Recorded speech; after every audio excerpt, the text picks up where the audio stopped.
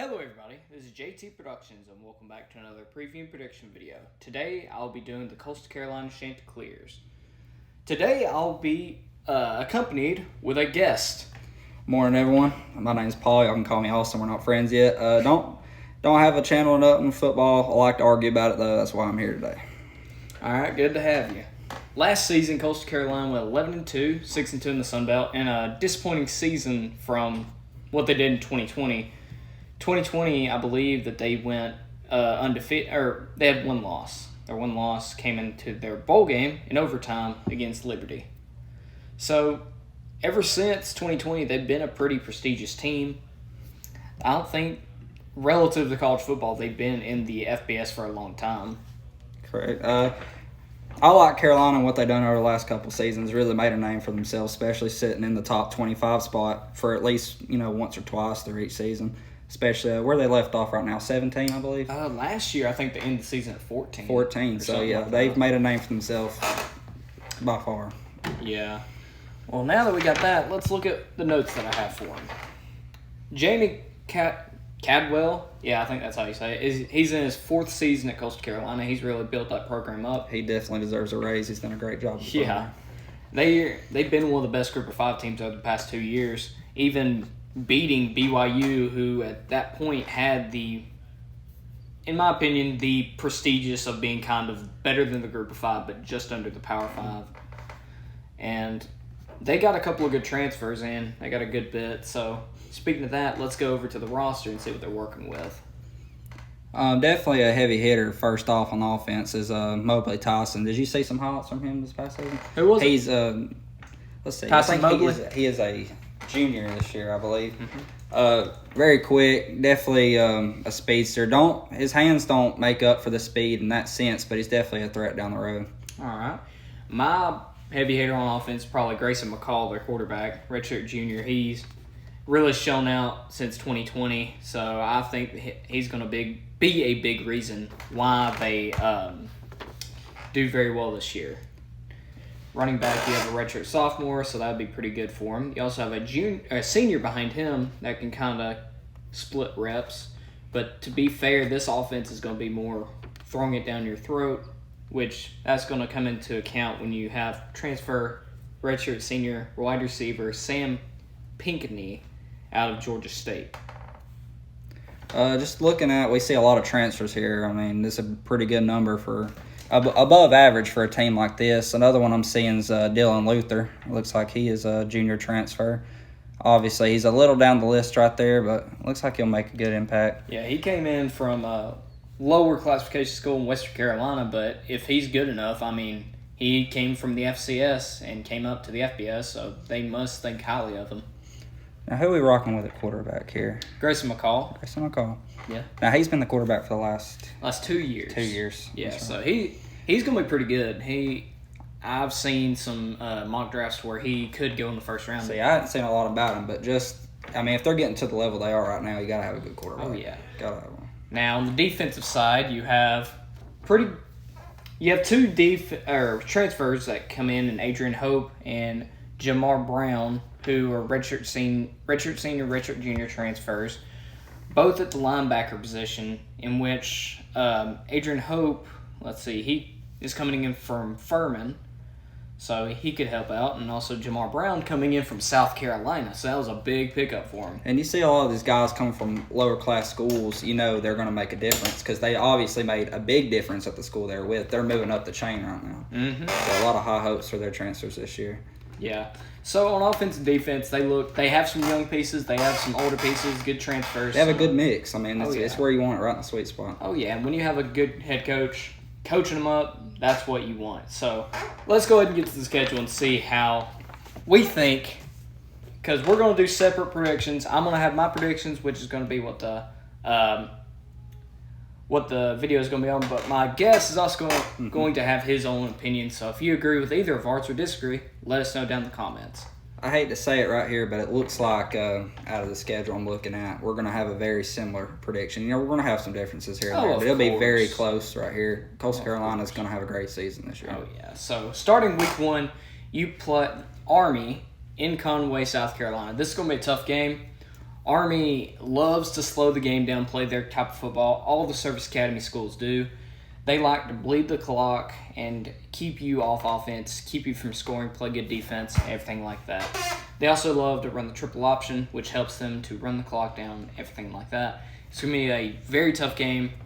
In my opinion, I think that that Coastal Carolina's offense is going to be good enough to where they can squeak by in a close game against Army to go to 1-0. Now, Coastal Carolina is very lucky here to have Army at the top of the schedule first game. They have way more time to prep for this triple option. If this is a game in the middle of your schedule, we're looking at maybe an Army upset. Very lucky they get to prepare for this game. I am going to go Coastal Carolina by somewhere in the 10-14 range. But, yes, they are very lucky to have plenty of time to prepare for that option. Yeah, I see it as well. Then week 2, you get a game to kind of get your young guys in and get some experience for them in Gardner-Webb, the running Bulldogs, apparently. You have them at home again. I think you get an easy win here to kind of ease your young guys in. Yeah, it's a great second place game right there, coming off of what will be a pretty tough matchup right there. It's gonna be, like he said, a lot of young guys in third, fourth quarter. It shouldn't be much of a game. Yeah. Next, you have a non-conference MAC opponent coming in Buffalo. If you've seen my Buffalo prediction already, you will know that Buffalo is going to have a tough start to the season, and it's not going to stop here. I think that Coastal Carolina, talent-wise, is better than Buffalo. So I think Coastal Carolina is going to get a win, and a pretty brisk win over the Bulls. Now, Buffalo has had they've had a decent program for the last few years. Oh, yeah. Good talent, but like he said, the beginning of their season I think they're going to be beat down emotionally. I don't think there's going to be a way that they come into the game motivated to beat Carolina. So I think it's going to be a mental battle for them. I'm going to go Carolina by, I'm going to say 21 points here. I'd agree with you there. So you're 3-0 going to your first road game at Georgia State last year. Georgia State came into your house and absolutely blew you out of the water. I believe 40-22 or something like that. And there's their chip on their shoulder right there for this game. Yeah. It's going to be a great game. Georgia State's a very respectable program. Ever since that win they got against Tennessee a couple of years ago, they've been on the map. Since they've been on the map, they've looked sharp. They've had good talent. Teams coming into Atlanta, it's a different atmosphere down there. Oh yeah. So.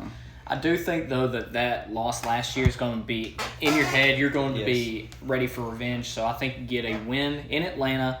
I think in the first half, Georgia State's going to keep with you. But I think the revenge factor is going to take effect in the second half. You're just going to wear down the Panthers and get a win by 2 scores. I couldn't agree with you more. That's why I brought it up. I think that chip on their shoulder is going to be enough to slide them by, regardless of, comparing talent here. We're looking at a Carolina team that was very good last year that let Georgia State roll up in their home stadium and whoop up. So I think it's going to be Carolina that game too. Now, it might be close. I'm going to go by probably about 3-7. That's fair. That's fair.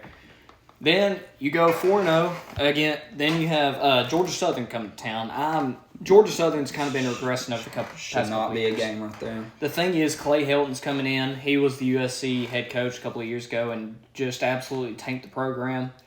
I think that Georgia Southern, aren't they coming out of using the triple option? Yes, they are. Well, they last season, they attempted the spread for a 2-week span. Yeah, did not know how to run it. They went back to the triple option. Their program is in a complete crisis. It's a mess. I think it's just going to be you're not going to be able to handle Coastal Carolina, especially on the road in Conway. So I think Coastal Carolina keeps the ball rolling and goes to 5-0. Absolutely, because the program.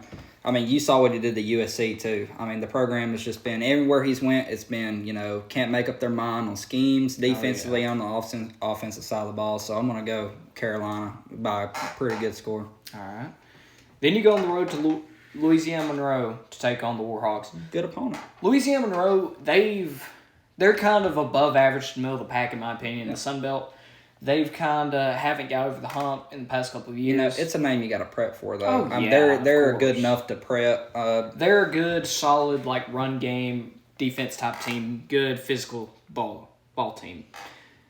But I do think that you squeak out the win here in Monroe. It's going to be a tough atmosphere. I think you get the win. Anytime you go to Louisiana, you're going to have your ups and downs. Obviously, it's a very football driven state, but I just don't think their talent can keep up with what Carolina's bringing to the table. I think it's going to be a 14-point game at halftime. Yeah, I can see it. Then you go to your homecoming matchup in Conway against new Sun Belt opponent, Old Dominion. Which I don't think you can schedule a better game for this event. Yeah. Old Dominion's a solid team, especially when they were in the Conference USA, but you got a learning curve coming to a bigger Group of 5 conference. Definitely in better the Sun talent, Belt. yes. I think you get the win here, but I wouldn't be surprised if Old Dominion stays in this game longer than you would think. That's what I'm saying. Wouldn't shock me if they put up a good fight, but I think it's homecoming. Obviously Carolina's gonna go out and have fun. I think they're gonna mess around, take it in the third and fourth quarter. I think the first half at halftime. I'm thinking a close score. Oh yeah. So going to your bye week, you're 7-0, great start to your season, and you got a game that this could be considered a trap game at Marshall, just because after that you have one of your biggest games of the season against Appalachian State at home. They beat you in App State last year when Chase Bryce had a great game for the Mountaineers. This is going to be a game that you cannot overlook against Marshall. Marshall is a solid football team. They're also coming over from the Conference USA, so they're going to have a learning curve as well. It's going to be tough. This is a trap game, in my opinion. I do think you get the win. Would not be surprised, just like the Old Dominion game, if it is close, though. And this stretch that Carolina's going through, they get an off week right before Marshall. It is very deserved. They have a rough stretch coming up right here, and it's going to be, can they leave enough in the tank for the next game? Because Marshall, like he said, they're good. They've been a good football team. It's one you can't overlook. You need to prepare, but also you got to leave enough in the tank for App State the next week. And then you're looking at Southern Miss, Virginia. I mean, we're going down the line right here. This is where Coastal Carolina has got to be very tuned. This is where it's going to prove if they're a football team or not this year. I agree. Then you have the big game against Appalachian State. This is going to be another revenge factor game, but it's going to be close. You have two great quarterbacks on each side in Grayson McCall and Chase Bryce. Two great coach football teams with App State and Coastal Carolina. There's two things I've taken into effect in this game. You're playing at home. You have the home field advantage. And the revenge factor. You're going to be wanting this game so much. You're going to be coming off a close matchup, most likely against Marshall. The media is going to be looking at you like you're not good enough and everything like that. You're going to be wanting to absolutely come in here and skull drag App State up and down the field. And that's why I believe that you get the win at home against the Mountaineers. In all season, I think Carolina will be most looking forward to this game right here. App State is a good name in football. They've done a lot of good things. The one thing Carolina's got to take care of is emotion on their side. They're going to come out. You don't want them getting, too into it, make stupid plays early. I think whoever starts this game the best is going to win the game. The first quarter is going to be very important, and I think Carolina is going to come out there with good discipline. I think they're going to make the right plays. And I think they carry it off in the first half. I think they win this game in the first half. I could see that. I agree with you completely because just like last year, this game was almost over in the first quarter. Exactly. Emotion is very high. These are two good names right here. Oh, yeah. So now you're coming to the last stretch. You're 9-0 before you play another new Sun Belt opponent in Southern Miss, who's also coming over from Conference USA. A lot of changes this year. Yeah, it's pretty cool, honestly. Southern Miss, they were around above average middle of the pack in the Conference USA. I don't think this is going to be a problem for Coastal Carolina. This was a good game to get after a very emotional game against the Mountaineers. I think you get a win pretty easily. I wouldn't be surprised if you start out sluggish in this game, but I do believe you get the win. Yeah, and it all comes down to, at the start of this stretch, does Carolina have enough in the tank to keep on pushing on? This is a game where they could easily let up and let Southern stay in it. I don't think Southern would ever beat this team, not this season, but it could get close, and it could get a little dicey at times, especially in the first half when they're coming out of the App State game. But, yes, I think Carolina gets the win by a good 14-21 points. All right, cool. Next, they have a big road game against a Power 5 opponent in the Virginia Cavaliers. Virginia is going through a lot of changes this season. Mm-hmm. I don't remember if they still retained their quarterback, but they have a new head coach in, oh gosh, he was the offensive coordinator for Clemson last year. I think his name's like Todd something. Anyways, you have the one thing I'll give you is this. You have a veteran head coach, a veteran quarterback. You are seasoned in playing teams like this. I think it's going to be a close game in Charlottesville, and it's going to be tough. Virginia is a solid ACC team. I do think you get the win, but I would not be surprised if it was by a field goal. And I think if we're comparing talent here, I mean, Virginia, even though they have the stature they have in the Power 5, they do have good talent at there. I mean, it's a Division I school, top of the line. I think Carolina is mostly going off of wanting to make a name for this school. You always want to beat a Power 5 team, especially in what you are now in the Sun Belt. You've got to beat the Power 5 teams. I think they come out, and I think they take care of business in Charlottesville. All right, couldn't agree more. Then to finish off the season, you have one more conference newcomer and former FCS school, James Madison. And a great opponent they are. Yeah. Coming from the FCS, it's going to take a couple of years for James Madison to kind of come over to the Sun Belt. So I think you get an easy win to end the season against the Dukes in Harrisonburg, Virginia, to end the season 12-0. I couldn't agree more. James Madison, they had that good season, about 2019 when they went North Dakota State. Because I remember College Game Day. They had a great season. That's the only reason I know the name at least. But they've definitely gone through plenty of changes, and the biggest one being coming to the Sun Belt, which I don't think they're completely ready for. They do have this game at the bottom of the schedule, which is good for both sides. Yeah. But I think Carolina takes care of business. I think we get a good W, about 24 points. Yeah, the one thing I could see is James Madison playing in a bigger competition. You're going to have a lot more players banged up, a lot more injuries, a lot more. There's no telling what their roster's going to look like at the end of the season. Because you're not. You got to be conditioned for better competition when you go. You're getting harder hits, more minutes, yeah. longer games is what it's going to seem like, and I just don't think they're completely ready for this level of competition. They will be, but not this season. I agree. So there we have it. We think Coastal Carolina goes 12-0 on the season to maybe be in the top 15, close to the top 10. I don't think that they crack the top 10 just yet. They still need to make a name for themselves going like UCF did and like Cincinnati did. But they've made a good case here. Anyways, thank you, sir, for accompanying today. No problem. And thank you all so much for watching. I hope you all enjoyed, and Go Dogs.